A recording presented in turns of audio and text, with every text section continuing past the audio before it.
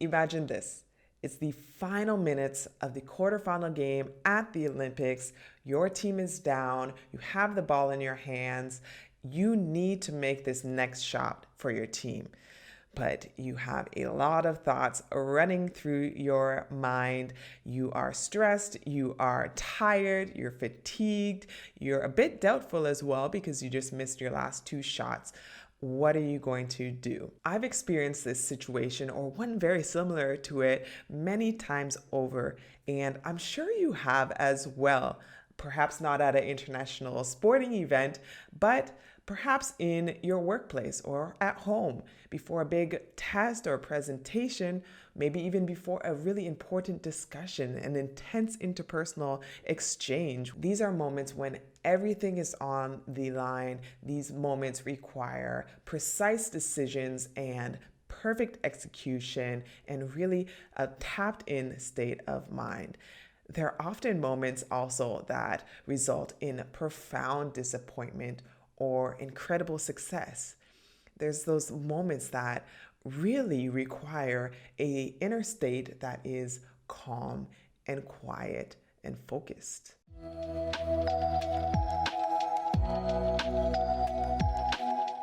Hello, everyone, and welcome to Mindset Monday. I'm Miranda Ayim, a two-time Olympian with Team Canada, and today's topic is how we can cultivate stillness as a competitive advantage.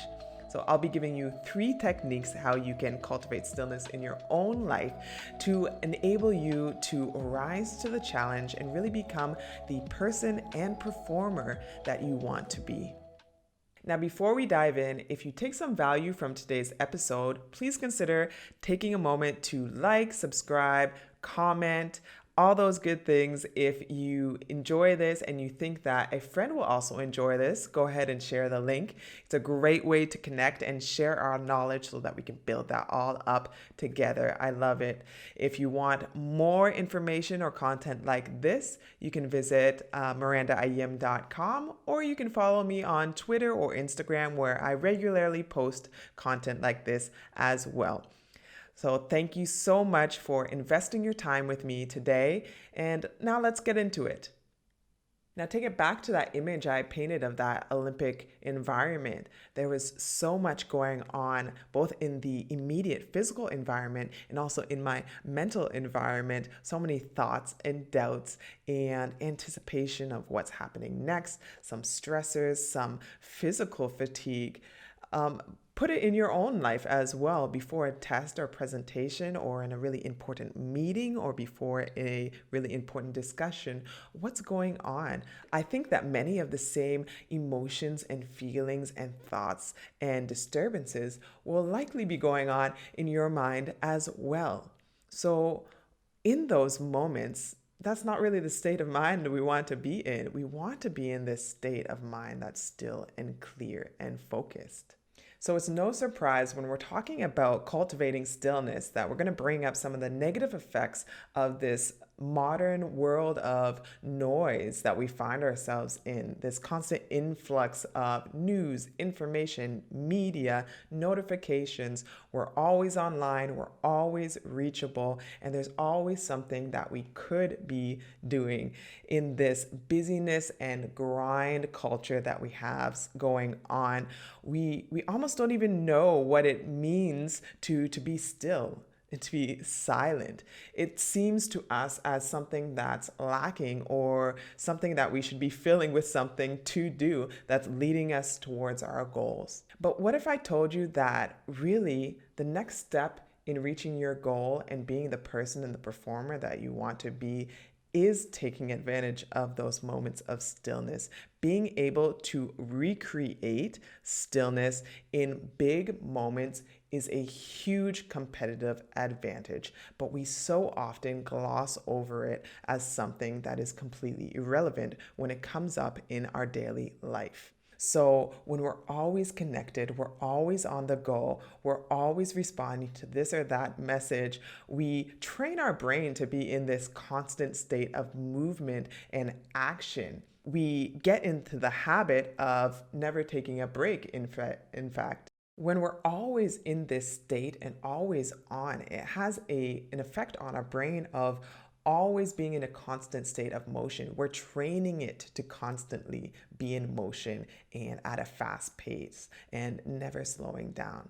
But if you're a top athlete or a high level executive or a person that just wants to bring a high level of excellence into your life, why are you letting yourself become a slave almost to your impulses?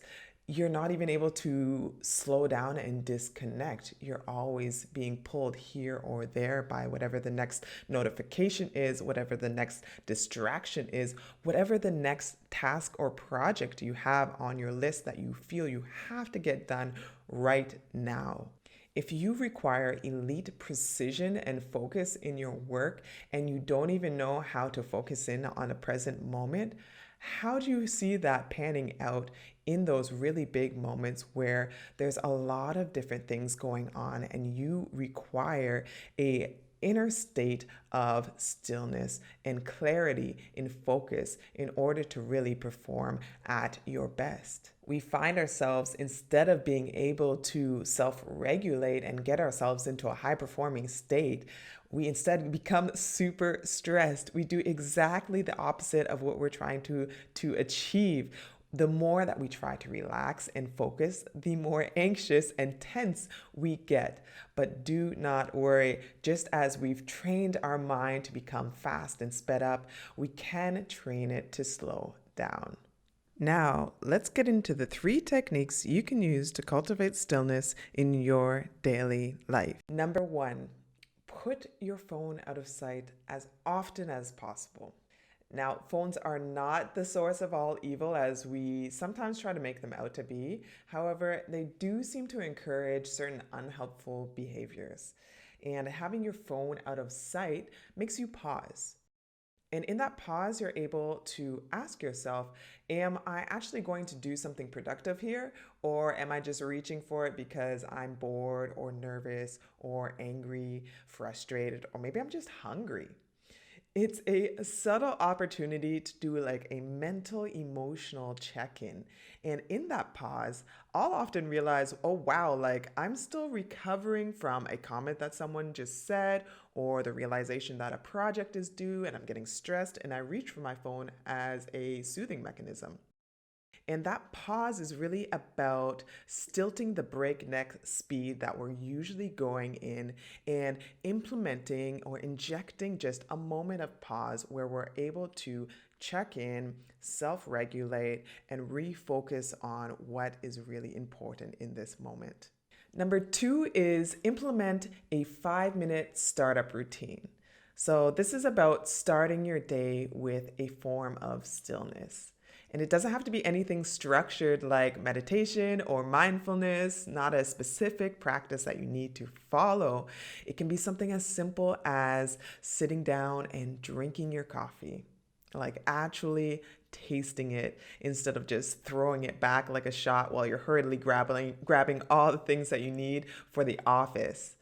Alternatively, it can be a type of prayer or reflection or mindfulness practice if you prefer something like that. But it's really just about creating the space before you rush into your day. Having a 5-minute startup routine has been a game changer in my own life. I know that since I've started intentionally starting my day with moments of stillness in a calm state, I've been able to frame my whole day in a really focused way. So we so often forget what the heck we want to bring to each day, what kind of person we want to be each day. And when we just kind of fall into our day, we're in a naturally more reactive state. And I prefer to be proactive. I don't know about y'all, but I want to come in knowing what I want to bring to each moment, who I want to be in each moment, and what I want to accomplish in this day or week or month, whatever it is. So starting with a space of stillness where you're able to even take a moment to check in and review some of those things that you want to focus on, some of those priorities that you should be focusing on, really gives us an incredible opportunity to form our life in the way that we want it to be. Number 3 is just breathe. It's the perfect way to get some stillness reps in. And me as an athlete, I love concrete ways of how you can help regulate your physical and physiological response to what's going on. Because often when we're stressed and anxious and overwhelmed, our body responds. So we can kind of short circuit that process instead of just going into our head and saying like, okay, calm down, focus, do what you need to do. We go into our body and help it to regulate itself. And deep breathing is a way of indirectly stimulating your vagus nerve so that you can literally slow down your heart rate and slow everything down and calm your body down so that you can in turn calm your mind down. Now, breathing is easy. We do it every day subconsciously. But if we want to start implementing some of those conscious, intentional deep breaths, we have to carve out a way in our day in between the rushing from thing to thing in order to really get that habit to stick. So one way to implement this or integrate this is to attach this breathing to a certain moment or a movement or a time. So let me explain it.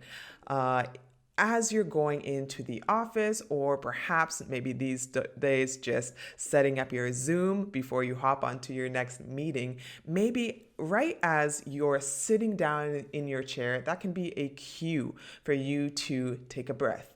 That allows you to forget what happened before. It allows you to focus in on what you're about to do, and also relaxes your body, enabling you to open up your mind and expand your awareness into what you really need to be focusing on in this moment. So cueing into those moments where you can create a little bit of space in a habit that you already have, sitting down to work, enables you to take that moment to have a breather and then transition into your next task.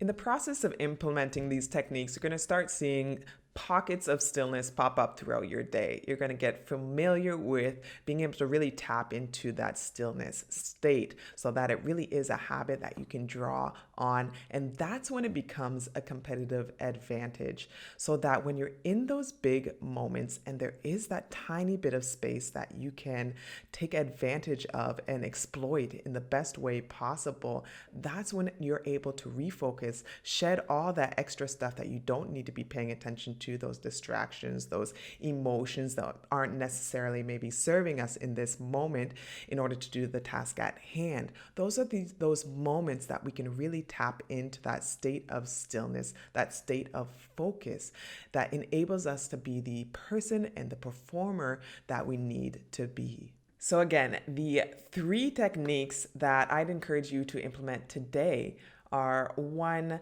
get your phone out of sight. Get intentional about how you spend your attention. Number 2 is to implement a 5-minute startup routine. So whether that looks like really simply enjoying your coffee, or a stretching routine, or prayer and reflection, get something that works for you. And number 3 is take a breath. Create and recognize the natural pauses throughout your day.